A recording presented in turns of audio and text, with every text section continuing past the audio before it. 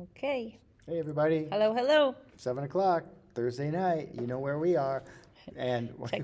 we hope you're there. We're glad that you're there. So, Hopefully you're out there because Yeah. we're in here in our lovely studio. so Welcome to our studio audience, There you which go. there's only an audience of one tonight. thanks for Here we joining us are. all, one and all. Thank you so much for Angie is joining the us. first one I get to see on there. Hi, Angie. Miss Angie. How are you? You're always so Good to prompt. see you. So thanks for joining us. Thanks for joining us. We know So- it's like 3 hours ahead, so it's like late Yeah. there.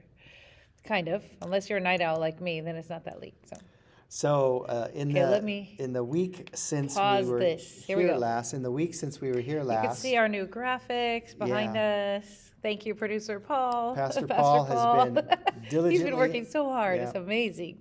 So not only are we now on Facebook and YouTube, but exclaimed.org, which is the outreach ministry of this particular church that we happen to be sitting in. Okay? They have their own channel, and you can go on to is it live? Well, so right now it's streaming on live.exclaimed, X-C-L-A-I-M. Yeah, no E on the exclaimed word. Just but- exclaimed. So live.exclaimed.org. I Yep. can type it in the comments for you guys. Yeah. So that's just another place where it's sort of streaming like independently of places like YouTube and Facebook. Yeah. We intend to keep going on YouTube and Facebook. We're not like going off of there, but Pastor Paul is just, God just gives him all these talents and gifts, Right. and he gives them discernment and wisdom, and he just feels like, we should be ready for the day that we're not really free to share the truth of God's Right. word on places like Facebook and YouTube. So Well, and frankly, some it's an people, independent streaming platform, some if people, that makes any sense. and 24/7, it's gospel messages, sermons, and things like this are being shown on that channel and nothing else. Right. Because we know we have several friends who don't go on Facebook. Yeah. And they're not particularly fond of YouTube. Yeah. For a lot of really positive Yeah, reasons. valid reasons. Yeah. I get a, hey, howdy, Brian. So, Catherine, wow. Polly, and Catherine, Polly, Carolyn. If yeah. I stop talking and I look at the screen, I all see. of y'all have All these joined us. people are joining us. So thank Yay. you, Miss Carolyn. Good and to see Brian, you guys. Thank you all for We're joining us. happy to so see you. much. So, yeah. See your typing. Thank you so much for joining us. So all that to say, we're on Facebook, we're on YouTube, and we are now on Live.exclaim.org. Exclaimed.org. Yeah, like Dan was saying, that's the outreach ministry Yeah. of the Lighthouse Community Church that we're part of here, the Nazarene Church, that we're one of the three or four places that God has us helping out over the Right. last couple of years. And it's been a privilege and an honor. They're just a lovely group of people that totally love the Lord and totally want to get the good news of the gospel out there Right. to the world, want to equip the saints, but also want to put that message out there for people who are lost and hurting and, have no hope. Because we know without Jesus, there's really no hope, right? Yeah, so their messages are 24/7, rebroadcast of sermons, of studies like this, and it's So just a Robin great, just said, great what's your resource. preaching schedule? Robin, we have got Robin. Good question. Actually, I was going to say, And Miss Pauline. yes, Pauline, hey, how are Yeah. you? Good to see you. You guys are so awesome. So we just started a series on Sunday mornings with The Light, which is Pastor David Hino, Sharon and David Hino, and they meet in Signal Hill Right. inside of Level Up Dance Studio Right. on Willow, 3202 East Willow Avenue. And that series is based on Louis Giglio's book, Don't Give the Enemy a Seat at Your Table. Yeah, very So- excited to do this So series. for 6 weeks, he's got a small group going midweek also. And on Sundays, we're rotating, the three of us, Pastor David and us two, rotating and preaching on those topics as they come up in that series. So we'd love to have you guys join us. It meets at 10 a.m. And it's just really, Pastor David taught the first session, last Sunday, and then Dan's going to preach this Sunday, and then I preach the following Sunday, and then we haven't figured it out yet exactly, but it'll probably be David, Dan, and me, kind of rotating like that. Right. Or we might group teach one time too also, so we're not, the first three we have figured out, the second three we're seeing what happens, see what God tells us to do. But it's really cool. So yeah, come and join us. Louis Giglio's book, Don't Give the Enemy a Seat at Your Table, is just a great resource. to get and read, and as you want to come on Sundays with us, and or you can join the small group that David's having. And I keep threatening to start a small group using that material, but I haven't Right. pulled the trigger yet So that's with the Sunday date. morning. Sunday morning. So Oh, I'll put that in the The chat. Hoyts are on board. Hoyts are here. Thank you, Lori, for joining that us. answer your and question? then Miss Carolyn said, please say the website again. Oh yeah, I'm So gonna put it in Gay here. will type out because So it's a little live tricky. It's nothing bad. Yeah. Where is it? So, Where's it at? but I'm trying to type it. Here we go. there we go. Okay. Okay. So, I got too many screens going, so I'm like, which one am I on? and then tonight we are going to continue in our study of the book of Exodus, and let me get that going. There we go. We're going to continue in our study of Exodus, and we are in chapter 7, and we are really excited about this chapter. You might say it's the beginning. It's the beginning of the end of the captivity for the Hebrews, and it's beginning of a lot of turmoil for the Egyptians under this particular Pharaoh. And as we proceed through the study, you'll see there's a ton of controversy about who the actual Pharaoh is, because he's never really named in Scripture. And there's all kinds of theories that abound, but we'll try and work through it together. So if you don't mind, we will put up the first slide there while Gay is typing that stuff out. And chapter 7. It keeps changing what I'm saying. Right. Yeah, autocorrect keeps changing her Stop words. it. So I'll focus on this while she focuses on that. Okay. We'll divide and conquer. But verse 1 in chapter 7 starts this way. Then the Lord said to Moses, "See, I have made you as God to Pharaoh, and your brother Aaron shall be your prophet." All right, now, right out the bat, just to be clear, there's no a God to Pharaoh. Okay, nobody even really knows how many gods, little g gods, the Egyptians worshipped. But we're going to hit on some of them tonight, okay? But this passage is clearly indicating that you're not going to just become as like another little g god in the pantheon of Egyptian gods. You are going to be my spokesperson. You are going to be my ambassador. You are going to be essentially, since Pharaoh won't deal with me, he's going to deal with you, but you are being essentially authorized to be my mouthpiece, and Aaron is going to be the one that is your prophet, i.e. the one who actually does the speaking. Because remember, what was one of Moses' major complaints? Oh, I'm heavy of tongue, I don't speak well, I can't, I don't, I won't. And God said, no problem, your brother's going to help you here. And so God is now giving authority to Moses to be his official spokesperson. In much the same way as an ambassador represents the country that they're assigned to, or that they're ambassador of, and in much the same way as that little piece of dirt that an embassy is on represents the country that the flag flies above that piece of land. Same idea. Okay, so Moses and Aaron are told specifically by God, you will be me in front of Pharaoh, and Aaron will be the spokesperson. Okay. Pharaoh had rejected remember, why? Why is this happening? God is clearly capable of speaking directly to Pharaoh, but God is teaching Pharaoh and the Egyptians and humanity, for that sake. He's teaching through this entire episode. Pharaoh had rejected any direct dealing with Yahweh, as he said in Exodus 5:2. Remember, Pharaoh said, who is the Lord? And the way it's written is like, who is this Lord that I should obey his voice and let Israel go? Therefore, God would then deal with Pharaoh through Moses. All right, you don't want to deal with me, you're still going to deal with me. You just won't deal directly with me, you'll deal with Moses. So, verse 2. Verse 2, and as for you, you shall speak all that I command you, and your brother Aaron shall speak to Pharaoh, that he let the sons of Israel go out of his land. God's never wavered in his demand against Pharaoh. He's like, you are going to let the people of Israel go. Oh, how much better it would have been for Pharaoh had he heeded these words. But pride and arrogance and just a lot of things kept Pharaoh from doing this.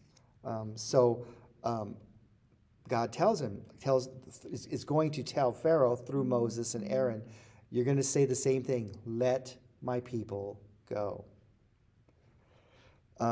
Commentator Guzik says, just as Moses was not to act on his own initiative, but to wait for God's direction, Aaron was not to act on his own initiative, but to wait for God's direction. And oh my goodness, that is sometimes the hardest thing to do. Sometimes even in our pastoral role, we're fallible, we're just humans, and sometimes we want to step out in front of God and we want to just blast somebody, but that's not our role. Our role is to be pastors, and our role is to shepherd his people according to his will, not what we think is the right way.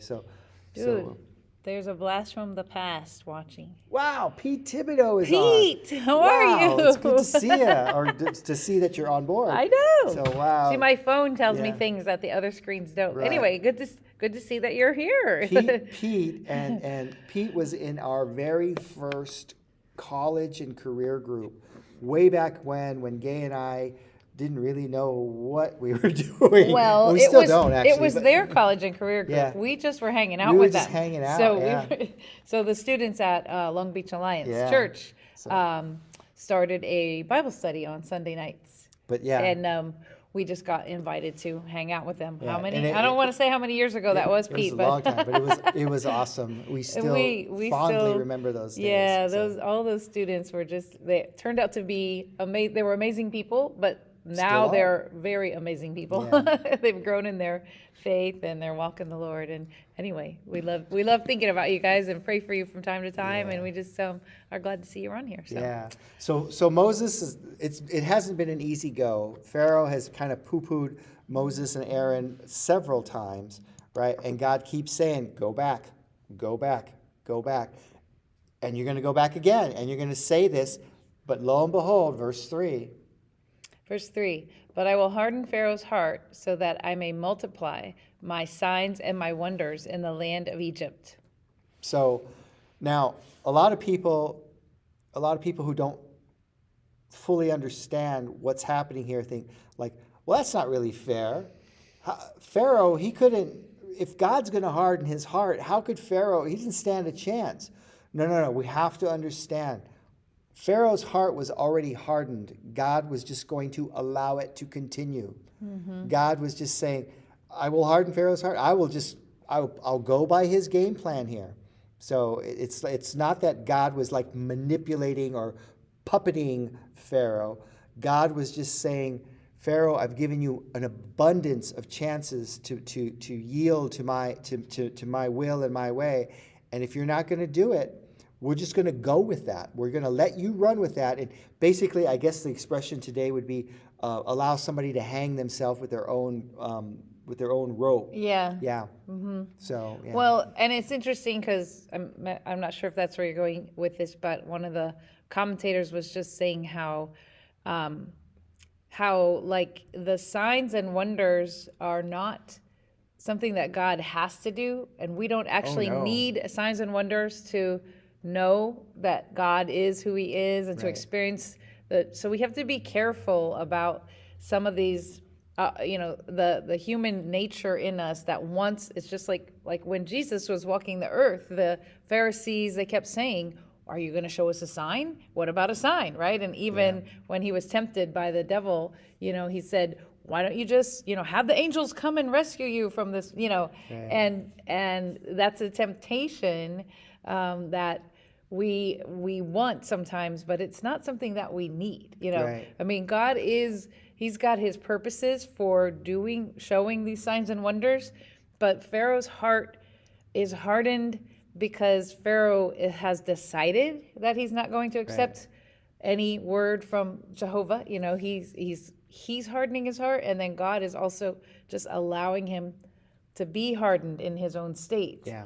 And in spite of the signs and wonders. And so the signs and wonders are specifically to show God's superiority over Bingo. the specific Yeah. Egyptian gods. Yeah. And this then shows it to all of Egypt and Yeah. all of the world. And it shows it to the Israelites, because you have to remember they were in captivity for 400 years. So Yeah. they didn't have this is a couple generations of people. They didn't have that personal firsthand knowledge of Jehovah God, Right. like Joseph and his family when they went to Egypt. Right. So God's got reasons that he's doing the signs and wonders here in this part of the narrative of Scripture, but it's something we have to be careful that we don't seek out, I guess is what I'm Right, saying. right, In right, our right, walk right. with the Lord. Exactly. Like, oh, well, God, these healing services and these healing, God can do miracles and does do miracles and does heal people, but he doesn't do it every Friday night at 7, Exactly. I'm sorry, but sometimes that's really something else, but it's couched in Right, terms right. that are attractive to us. So anyway, my thoughts. There they are. Yeah, and the New Testament echoes this kind of idea that God didn't manipulate Pharaoh. God allowed Pharaoh to continue in what was already in Pharaoh, if that makes sense. And that's echoed in the book of Romans, which is, by the way, I think what we're preaching on Sundays at 5 at the Lighthouse Nazarene Church. I think. Yes, we're Pastor Tina's covering the book of Romans right now. Yeah. I'm looking at you like, what? But anyway, it's not one of the online ones. In person at 5 o'clock on 5 o'clock Sundays at the Huntington She's Beach teaching on Romans campus. So She's it's a teaching great through study, by Romans. the way. Yeah, it's awesome. But Romans 1:24 says this: Therefore, God gave them up to. Therefore, because he's listed these people who are willfully disobedient during New Testament times, and he says, therefore, God gave them up to vile impurity in the lusts of their heart, so that their bodies would be dishonored among them. And then going down to verse 28, and just as they did not see fit, just as they did not see fit to acknowledge God, God gave them up to a depraved mind to do those things that are not proper. Mm-hmm. So God gave them up. He's like, all right, you run with that. There's consequences. I've warned you, and I've warned you. There are consequences. Same situation here, right? Several thousand years prior. Right. Yeah. God gives us free will, Yeah. and it's an interesting concept to try to understand. We are created beings. We are part of His creation, but for humankind, I think part of it's reflective of the idea that we are created in His image. We are the only thing in creation created in the image of God. Yeah. And within that, he gives humankind free will, the ability to choose whether or not we want to follow him, accept him, love him, worship him, and some people choose not to. And this is Pharaoh, in this narrative. Even some people today, atheists, don't believe in God. They choose not to believe in God. They can only make that choice because God gave them the ability to do that. So I find that ironic. But I always feel like, well, if you're an atheist, why do you say you don't believe in God? I mean, it should just be that there's nothing for you, But anyway, so they acknowledge God by saying they don't believe in God. And anyway, so it's a vicious cycle. Verse 4. Verse 4. When Pharaoh does not listen to you, I will lay my hand on Egypt and bring out my armies, my people, the sons of Israel from the land of Egypt by great judgments. This is going to get rough for Pharaoh. Right. And in fact, it's going to get rough for most of Egypt, for that matter, because of Pharaoh's hard heart. But we've been hearing the word endemic a lot lately. Pandemic, not endemic. pandemic, it's endemic. Endemic, right. Which just means it's ingrained, or it's within in this case, within the culture. Mm-hmm. And God is saying, like, he won't listen to you, and I will lay my hand on Egypt, because it's a culture-wide issue. But ultimately, I will prevail, is what God is Well, assuring Moses. And that last part of the sentence there, by great judgments, that is why he's doing these signs and wonders. Yeah. They're really not just signs and wonders, they're not just tricks that the Lord Jehovah God can do. Right. They are judgments, and he's Yeah. going to level up judgments. 10 of these plagues, Right. or judgments, really is what they are. So while we're speaking of Egyptian culture, we have to understand that the Egyptians worshipped literally everything except God. They worshipped crocodiles, they worshipped plants, they worshipped The Nile River, fish, they right? worshipped the river, they worshipped gnats, they worshipped frogs, they worshipped flies, they worshipped everything except the one true living God. And God is going to destroy each of those false gods one by one. Hence, like Gay said, the signs and wonders, the miracles, the plagues that we're going to see. Right. So with that in mind, hang on, because it's going to get ugly Right. for the Egyptians. Right. So verse 5 says, "Then the Egyptians shall know that I am the Lord when I extend my hand over Egypt and bring out the sons of Israel from their midst." He repeats what he just said. And we've said it many times before. When God repeats something twice, watch out. It's Right. going to happen. When he And if repeats it's- it 3 times, it happened like it happened Right. yesterday. Right. Okay? It's imperative, it's important, and it is a done deal. Yep. It it's is a done given, deal. right. Yeah. These miracles would also, God's always merciful. He's always, always, always merciful. So these miracles, these signs and wonders that would be on display would also be an invitation for the Egyptians to personally believe in the Lord. Thus, the invitation was pressed repeatedly, 10 times. And here's the great news. Here's the the amazing thing about our God. Amen. And some apparently did believe, for Exodus 12 tells us that there was a mixed multitude that left Egypt with Israel. Nice. So some of the Egyptians said, you know what? That's the God I want to serve. Right. That's the God who truly is and was and always will be. That's the God I choose to bow my knee to. So even in the midst of all this trial and tribulation, look at how merciful God is, such that it's like overwhelming. Right. So when we say the gospel is open to everyone, the gospel is open to anyone and everyone. Right. Pharaoh's heart was hardened just because he decidedly hardened it, and then God said, "I'm going to allow you," or, you're gonna be cemented in your hardness. He's Right. gonna allow it to be hardened further. But not all Egyptians. Right. That hardening applied specifically to Pharaoh. Yeah. Not all of Egypt, not all Egyptians. So God is being merciful. God is passing these judgments, showing the whole world who he is and what he can do.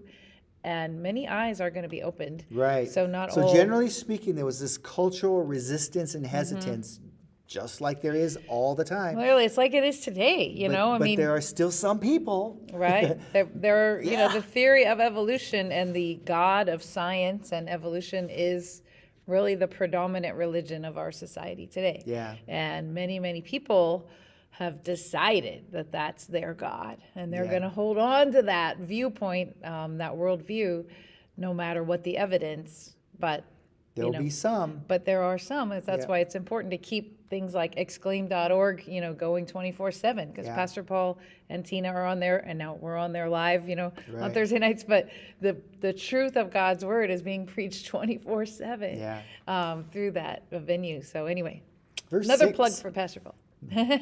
Verse 6. So Moses and Aaron did this as the Lord commanded them. So they did. And Moses was 80 years old and Aaron 83 when they spoke to Pharaoh. Dan's mom just turned 83. Right. So again, no excuses. No excuses. You can't there. say, I'm too old to serve the Lord. And really, no one should ever tell you that, honestly. Verse 8. Now the Lord spoke to Moses and Aaron, saying, when Pharaoh speaks to you, saying, work a miracle, then you shall say to Aaron, take your staff, throw it down before Pharaoh, so that it may turn into a serpent. And again, this is something that had happened to Moses prior, and God said he would use this as this is sort of the shall we say, opening salvo in this battle of Pharaoh versus God, Right. and we already know the outcome. It's the first demonstration. Yeah, it is similar Yeah. to what happened when God called Moses at the burning bush. Right. He used showed Moses, but the word for serpent here is a different word, a Hebrew word than it was. It's not Yeah. snake, right? Yeah, It's a different I have word. it in there a little bit So later. He's Yeah. coming to that. Okay. Yeah. So, We'll save that. But So- please note. verse 10. Verse 10. So Moses and Aaron came to Pharaoh, and so they did just as the Lord had commanded. And Aaron threw his staff down before Pharaoh and his servants, and it turned into a serpent. Right. Here we go. So this is not exactly the same miracle that Moses experienced on Mount Sinai and performed before the elders, which convinced them, which was very convincing to them. They saw the rod of Moses turn into a serpent, but as Gay mentioned, a different Hebrew word is used here.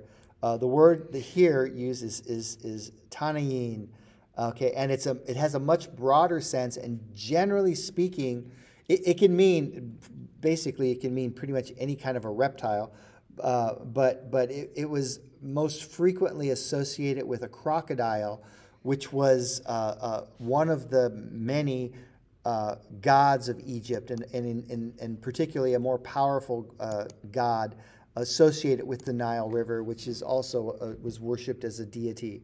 So he throws it down, and it's going to become some type of a serpent. We don't know what. I think in like the Ten Commandments movie, I think it was like a cobra or something. Whatever it was pretty formidable. Okay, and that's what's conveyed here with the use of this particular word as opposed to another word that would just more generally mean snake. Okay, verse 11.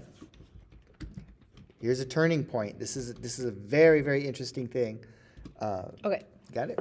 Verse 11. Then Pharaoh also called for the wise men and the sorcerers, and they too, the soothsayer priests of Egypt, did the same with their secret arts. Uh-oh.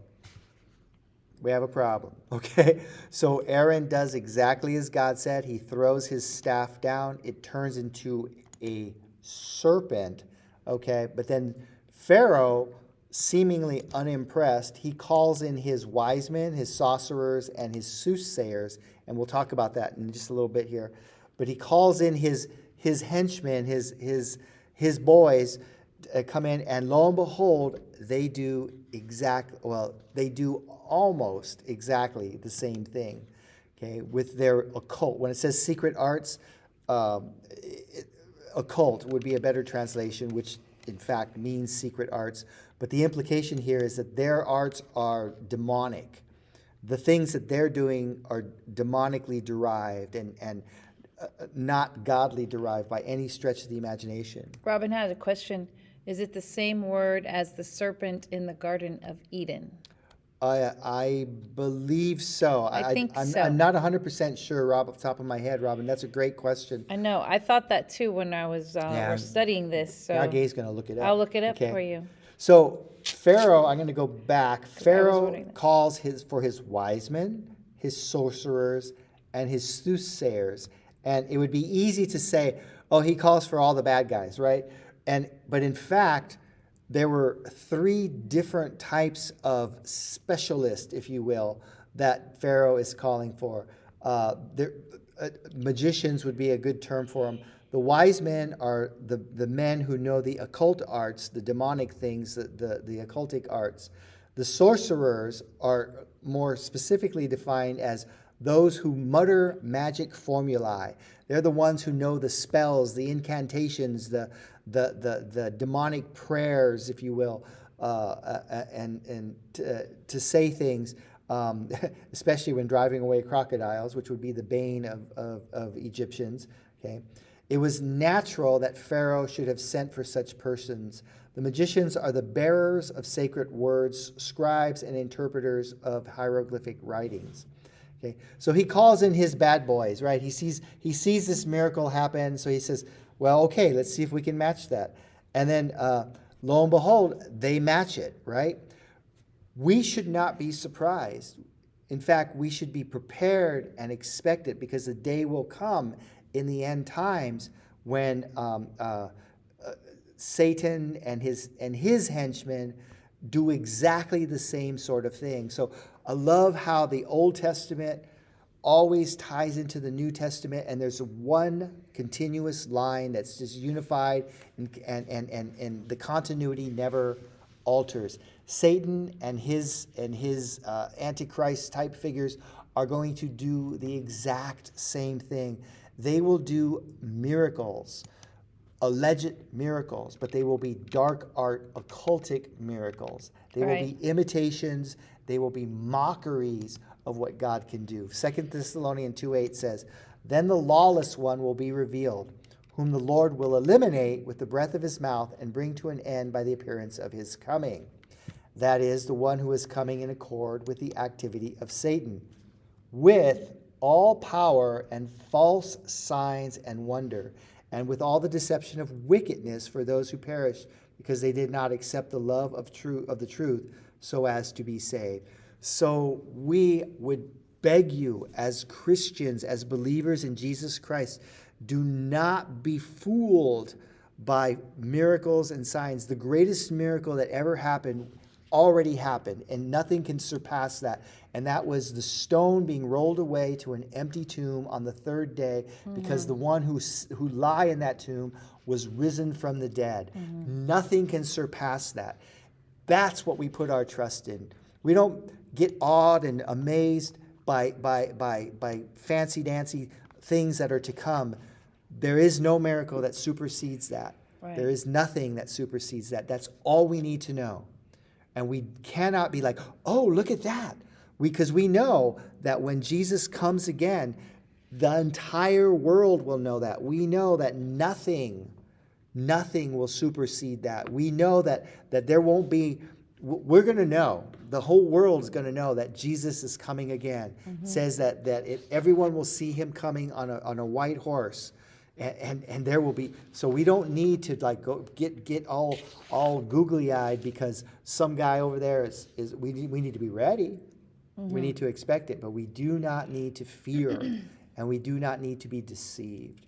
So to answer your question, Robin, the word used here for serpent is the same as in Genesis 1:28 when God created the sea creatures. It is that. Right, yeah. It is the same as That's that right. Hebrew word. It is not the same as in Genesis 3, the serpent in the garden. It's a different Hebrew word. There you go. There you go. Good question. Thank you for Ellen. asking, because I was thinking that too earlier in Thanks the for keeping us week, on our toes. and I was like, now I have to ask. Now I have to look it up. Thank you. Thanks. Okay, so verse 12, for each one threw down his staff, and they turned into serpents, but Aaron's staff swallowed their staff. So that's just so cool, God showing that he is ultimately the one true living God and the most powerful, more powerful than anything that the dark arts Right. Egyptian sorcerer priests can come up with. They can do things that look similar, but like Dan was saying, Satan is the imitator. Right. He is it's all false, and it's a false imitation, and it's all much more inferior.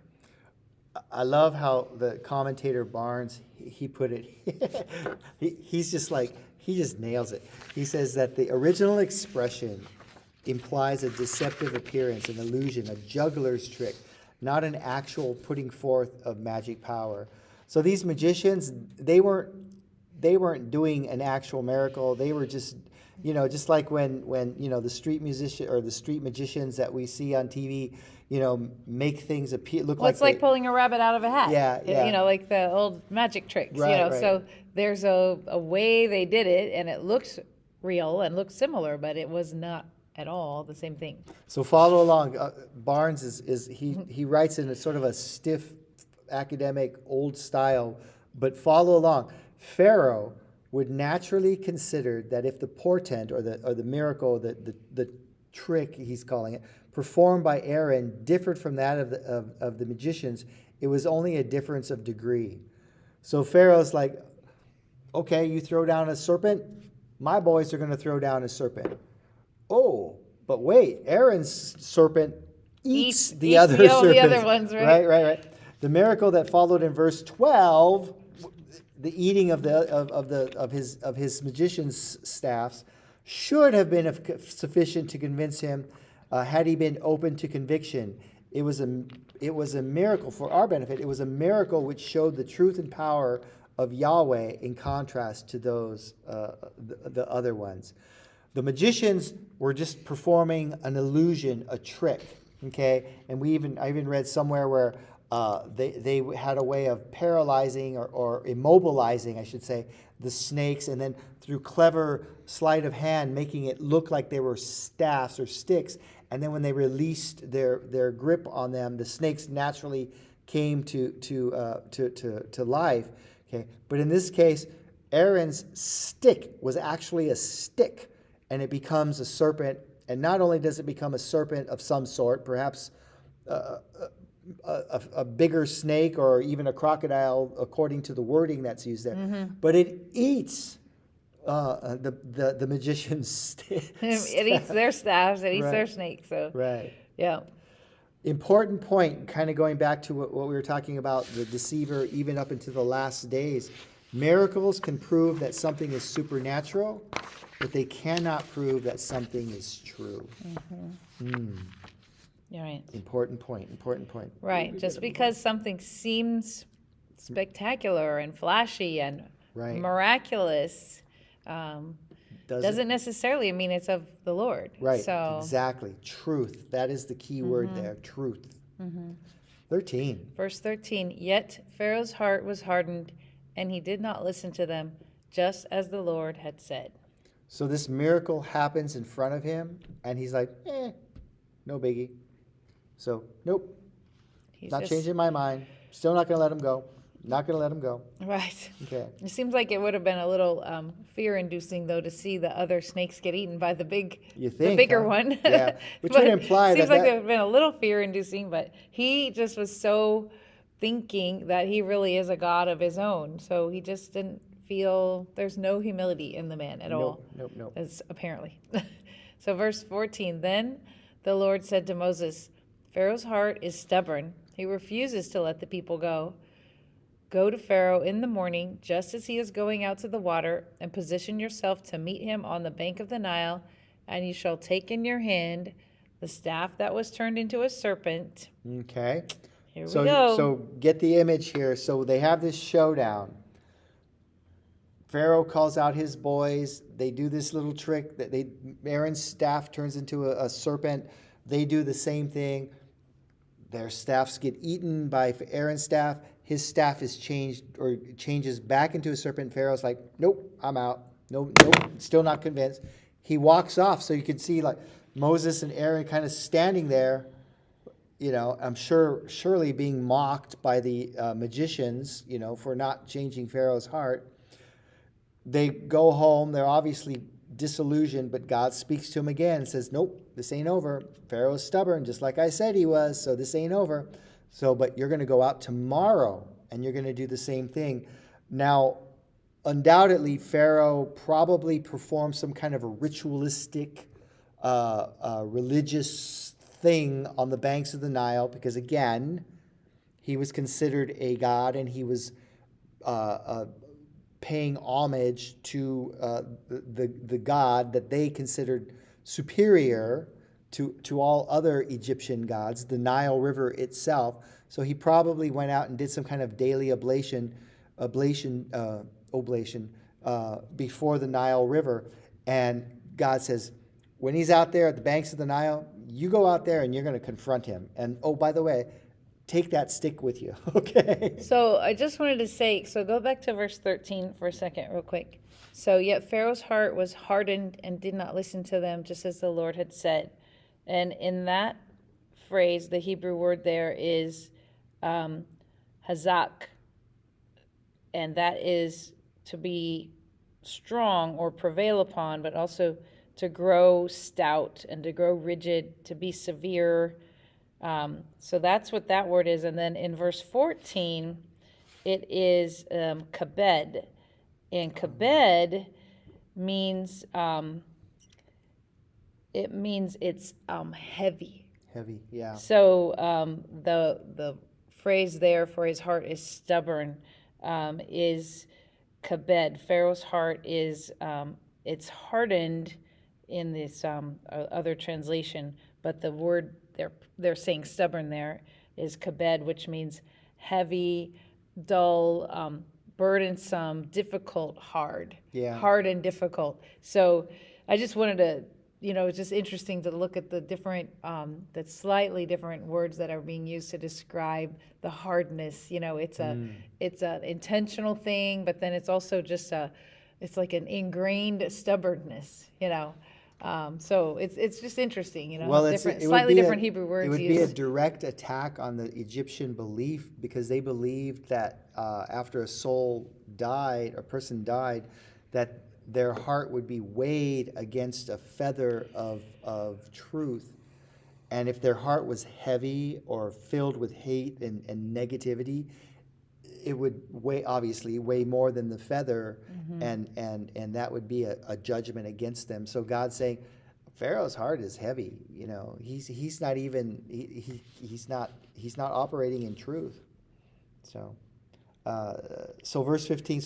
So Moses and Aaron are instructed to meet Pharaoh during his morning ritual at the Nile. Yeah. One of the commentators said that like most common people wouldn't take a bath every day, but Pharaoh had a daily ritual that you could like set your clock by. Bathe apparently, that he would go out in every Yeah. day because of his high ranking, Right. high rank in society. Right. Okay, verse 16, and you shall say to him, the Lord, the God of the Hebrews, sent me to you, saying, let my people go, so that they may serve me in the wilderness. But behold, you have not listened up to now. So It's getting serious. Moses and Aaron are supposed to go to Pharaoh and say these words. And verse 17, this is what the Lord says, by this you shall know that I am the Lord. Behold, I am going to strike the water that is in the Nile with the staff that is in my hand, and it will be turned into blood. So this will ultimately be what becomes classified as the first plague. Okay. And there's so much written about this. I mean, just reams and reams and reams, and there's documentaries made about it and books about it's just mind-boggling. And so many people attempt to say that this is just an enhancement of naturally occurring events anyway. It was well established that the Nile flooded every single year. The Egyptian culture and economy was predicated on that fact that the Nile would flood and it would bring in nutrients, and hence the farmland would survive because it rains so infrequently there. The Nile was truly the source, the life source for the entire Egyptian culture. And it was well established and well known that the river would turn, as the waters rose, the water would turn green. It would be brown, indicative of the floodwaters coming. It would turn green as things settled out, and then it would eventually turn sort of a reddish color. That was well documented. It was expected. It was known. It was known that would happen, and it just, people just knew that. Just like we know that it's going to rain during certain times of the year. We know that in other parts of the world and the country, we know that there's going to be snowstorms, there's going to be monsoons, there's going to be hurricanes. It's just a known entity. But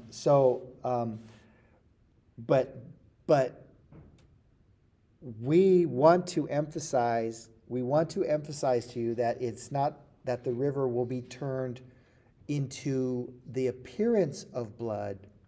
The word that are used there is blood.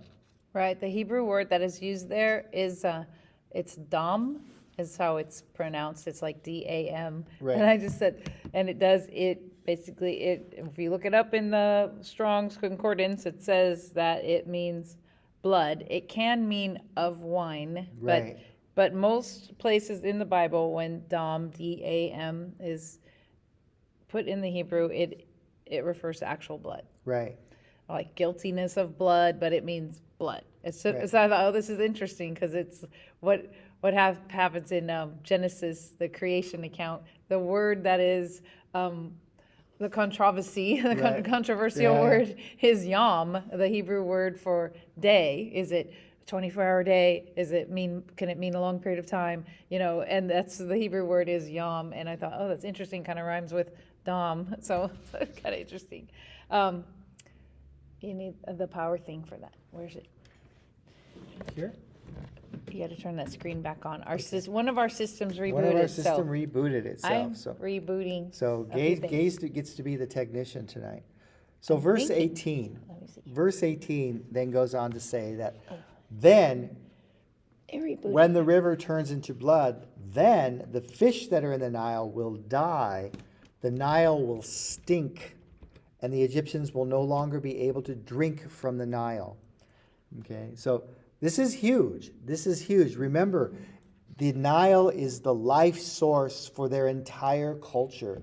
This is how they're able to grow crops. The fish in the river are a major source of protein for the people. They eat the fish. They depend upon the fish in the river. And God is saying the river is going to literally turn to blood. So much so that everything in the fish in it are going to start to die. Now, in the normal cycle of things, the fish survive. With the floodwaters come, the water changes color, it goes through its cycle. The fish still survive. It's the same thing. We see this here in our own local LA River. There are wild carp in the LA River, okay, wild goldfish, if you will, in the river. And every year there's flooding, but the carp survive. Even though you think, how could anybody or anything survive this raging torrent that's racing towards the ocean? But the fish are adapted to it, and they survive. Same thing in the normal cycle of things, the fish would survive. Okay, but God is saying they're going to die, and not only that, but your little G God river, the Nile, is going to stink. In other words, your God is going to stink. Okay, and you will not be able to drink from the Nile. You won't even be able to use it as a source of the most basic need for humanity to drink. Okay? It is important to understand, Guzik says this, it is important to understand that these plagues were all literal. There's nothing symbolic about them. Each plague pointed to a greater meaning than the event itself, but they really happened. This guides our understanding about the plagues in the book of Revelations. There is no reason in Revelation, there is no reason to see them as merely symbolic either. Which should be terrifying to non-believers, that what is spoken of in the book of Revelation is horrific. It's terrifying, and it's going to come to pass. And it's designed to turn people that don't yet know God towards God, just like this. God never changes. Verse 19. Verse 19, then the Lord said to Moses, say to Aaron, take your staff and extend your hand over the waters of Egypt, over their pools, over all their reservoirs of water, so that they may become blood. And there will be blood through all the land of Egypt, both in containers of wood and in containers of stone. So again, the Bible itself refutes this idea that, it's just a natural phenomenon, Right. There's no reason that would have affected Right. every single cistern, bowl, cup of water throughout the whole country at the same time. Right. There's no scientific explaining of that. There's no Right. naturalistic explaining of that. How does a cistern or a jug of water sitting in a household with no exposure to the Nile, how does it suddenly become blood? Because it tells us that this happened suddenly. Right. And All at the same time, right. every household. And so this is the first time that God is showing who he is to the whole nation of Egypt. Yep. So this is the first time, but everything else was happening just between, remember, in Pharaoh's court, and it's not like there was some newspaper that got published that Right. people like, oh, this guy Moses came in and he told Pharaoh he needs to let the Israelites go. I mean, Right. that, so there was, I'm sure people did talk. And so there was, talk of Moses and what was happening, but there was no nightly news or no, Right. magazines or something to tell everyone what had happened. So now God is showing who he is to the whole nation, because every drop of water turned to blood, And I love how Scripture just matter-of-factly refutes these crazy theories that are out there, like, oh, it was just an amplification of a natural event. Right. Really? Right. Really? The jug of water. Imagine if you opened your fridge and the container of water that you normally keep there, your filtered water that you paid way too much for, it's blood. Right. Imagine all It's of a in a sudden. sealed container. Now it's blood. Right. Right. So yeah. So it's just interesting because people just because, so like we were talking about earlier with the signs and wonders, and just because we are aware of natural phenomenon, like there's this lake in Cambodia that had all of a sudden a lot of iron content Right. and became very red. Cameroon. Sorry. Anyway, so just because we are aware of natural phenomenon that sound similar and Yeah. can look similar, doesn't mean that what God says in his word Yep. he did is different than Yeah. what he said. Yep. I mean, we can't just say, oh, well, I've heard of something, like we can say that, but God didn't do that. God did what he said he did. Right. And it became actual blood because the word here is blood. Blood. Got it. Verse 20.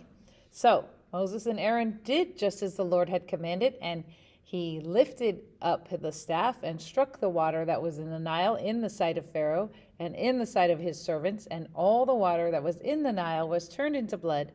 Then the fish that were in the Nile died, and the Nile stank, so that the Egyptians could not drink water from the Nile, and the blood was through all the land of Egypt.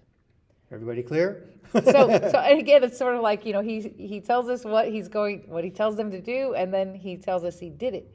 They did it, and so the repetition is just that God wants us to know that this is what he did. Yep. Just like in Genesis when he says evening, morning the first day, evening, Yeah. morning the second day. Anyway, that's very similar. It's God's way of authoring his word to tell us Absolutely. that there should be no doubt what he then- said. And then people who are far, far, far smarter than we are make note that the actual Hebrew words describing these events, these plagues, they mean a stroke or a blow. And remember, the Hebrews were being beaten. They were being struck. They were having blows placed upon their back with sword. And the same verbiage is used to describe what's happening to the Egyptians now. And each strike is against a different god. This is against their major god, the Nile River itself. And it was started in the presence of Pharaoh and all of these magicians and all of that entourage. They watched Aaron strike the river and watched it turn to blood. So it wasn't coming downstream. It started when Aaron's rod dipped into the Nile. Right. So verse 22, but the soothsayer priests of Egypt did the same with their secret arts, and Pharaoh's heart was hardened, and he did not listen to them, just as the Lord had said. So they were like, oh, we can do that, and they're changing apparently some of the waters and containers and stuff. They're changing it or trying to do that. But it begs the question, is like, well, why didn't they change it back to clean water? If they really had the power that was equivalent to God's, they would. Remember the show Bewitched? Right. Remember they were always reversing the spell. Yeah. Just saying, Yeah. they would have reversed it if they were as powerful or more powerful than Jehovah God. They would have reversed it, not just done it on out of a cup somewhere or something. Right. So I like this point. I'm not going to read through the whole thing, but the part I like is that Satan cannot perform a constructive cleansing miracle. He can only do supernaturally destructive false miracles. Verse 23. Then Pharaoh turned and went into his house with no concern even for this. Hard heart. But somebody's going to have to bring him water for a whole week. Anyway, Right. so verse 24. So all the Egyptians dug around the Nile for water to drink because they could not drink from the water of the Nile. So apparently the ground, the soil could filter out this blood, and they could find subterranean pockets of fresh water to drink. Well, and like one of the commentators was saying it might not have been that fresh. Right. It's just that it was filtered, so it was still muddy, Yeah. silty. So it wasn't really like, fresh crystal like they would have had access to. Right. The right. water was still murky. Right. But apparently it was adequate to Something they could consume. consume and quench their thirst. But they had to like try to drink murky, silty water and can bathe in it. I mean, they would have not bathed for 7 days. But I love this idea that one commentator said is like, isn't it interesting that the Hebrews were forced to go fetch their own straw, and they had to scrounge, and the terminology that's used is the idea of that they're scrounging to find enough straw so they can make bricks. And now the Egyptians are scrounging and digging in the dirt for water. So they're digging like animals or like slaves, like Yeah. all these people who were the higher class, of the society are now digging with everything they have, just their hands, or they're trying to find sticks to dig with, Yeah. because they have to dig a lot to get water, for their families and their livelihood, or they'll die. So Guzik says the Egyptian god Num was said to be the guardian of the Nile, and this clearly showed that he was unable to protect his territory. Another god, Hapi, which I think resembled a crocodile, was said to be the spirit of the Nile, and he's also brought low by it because everything in the Nile is dying. Right. Okay. The god Osiris was thought to have the Nile in his bloodstream. In this plague, he truly bled. He's bleeding out. Okay. The Nile itself was worshipped as a god, and God, the God of the Hebrews, our God, is laying them low by changing them to a worthless, stinking Right. cesspool. So verse 25, 7 days passed after the Lord had struck the Nile. Now again, if it was a naturalistic event, that naturalistic event lasted roughly 20 to 30 days. It was a well-known phenomenon. It lasted, people planned for it, they knew about it. This hit suddenly, and it lasted for 7 days. So it was unlike any other thing. This marks the duration of the plague. Natural discoloration of the Nile lasts generally much longer, about 20 days. So we see, again, God is asserting his authority over the naturalistic processes, and it's dispelling the idea that, this is just Moses is just telling the tale of what happened every year on the Nile. All right, or he knew the timing, so he Right. timed his visit Right. to Pharaoh with showing this, this, he knew this was going to happen, right? Right. So definitely not the case. So Right. definitely. So the first salvo is fired, the first shot is fired, so to speak, in this battle, which we know God is going to win, and God is tackling the things that the Egyptians hold sacred and the things that Pharaoh is supposed to be able to uphold. One by one, they're being whittled away, and we would beg you. And we think everybody who's listening, but we don't know who's listening. Like, if your heart is hard and you're just thinking, if God would just show me a miracle, you know what? It doesn't work that way. Well, the miracle is that he has had grace upon us all. Yes. The miracle is that he has loved us in our sin, in our Yes. sinful ways, and is willing to transform us to Right. become more like him every day. It's a journey. None of us is perfect, but that's the miracle. That's the miracle that we've all received, the transformation, the transforming love of Jesus Christ, And we don't need miracles because we already know of the greatest miracle, and that's a risen Jesus Christ, still bearing the scars that he paid the price for us. Amen. And on that note, we will say We'll adieu. See you guys See you. next Thursday. If we don't see you on Sunday at the Light at 10 a.m. or Here at 5. in Huntington Beach at 5 o'clock. We'd Yep. love to see you. Come join us. Blessings. Blessings. Good night, all. Read ahead. It's getting good. It's getting really good. Bye. Bye.